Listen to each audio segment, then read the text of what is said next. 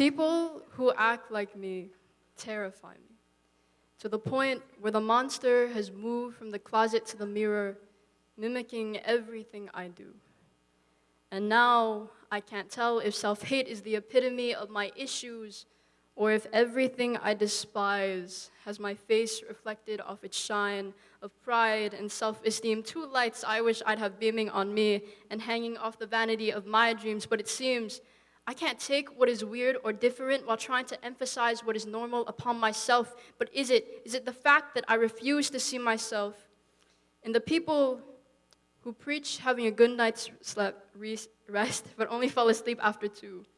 Or the people who, the minute the clock strikes midnight on November 1st, start listening to Last Christmas, then play it so many times that the number of rewinds is countless? Or is it just people whose parents tell them to be a good example for their younger siblings to follow, but who they themselves have nowhere else to go but into the arms of a person whose hands were molded to carry someone else's heart? Yet still, they stub their foot into every pole and every tree stump and fall into every ditch and hole that leads them to stumble in love with her. And maybe it's the pearly white she wears on her smile and around her neck, or how her song repertoire includes just the way you are, and how she knows every part, but a part of them knows that I love you forever has a time limit.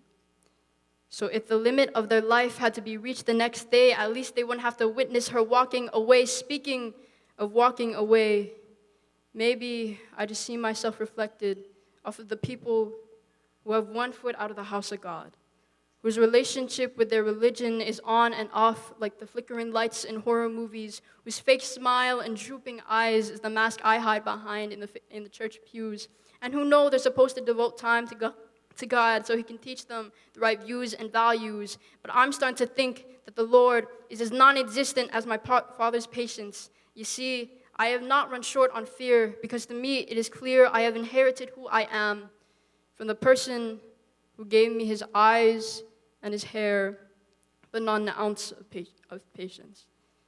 And maybe I shut him out so I don't have to see a glimpse of who I might become. Then when I watch videos of myself when I was little, I wonder if that kid would be proud of who she would grow to be.